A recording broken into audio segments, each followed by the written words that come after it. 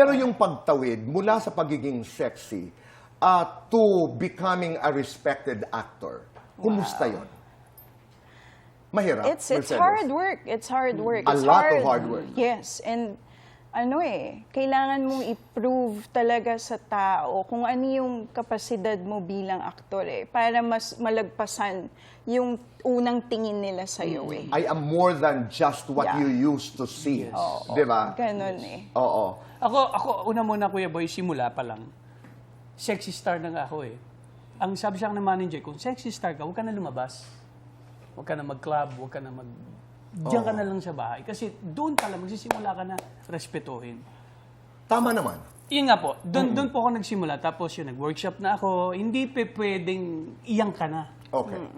Pero ito, Leandro, bakit dinadala ka ng misis mo sa mga simbahang Santa Clara, Padre Pio, Birhen ng Antipolo? Talaga ba? Ano ba ang kwento? Ang kwento po kasi, Kuya Boy, hindi nga po siya nagsaselos sa mga leading lady ko. Ang nagsaselos siya doon sa behind the scene po.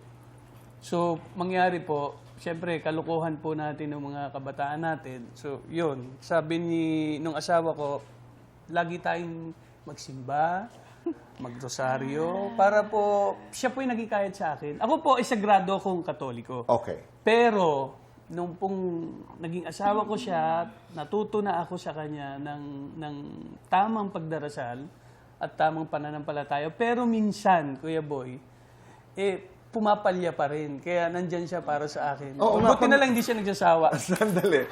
Pero naririnig mo siya pag nagdadasal, di ba? Ano yung sinasabi niya? Panginoong Diyos, sanay. Ano yung sinasabi ng misis mo? Hindi, sinusulat, di ba, Kuya Boy, yun sa Santa Clara? Sinusulat Ayaw niya rin pangita sa akin. Ayaw. Baka minumura niya ako doon.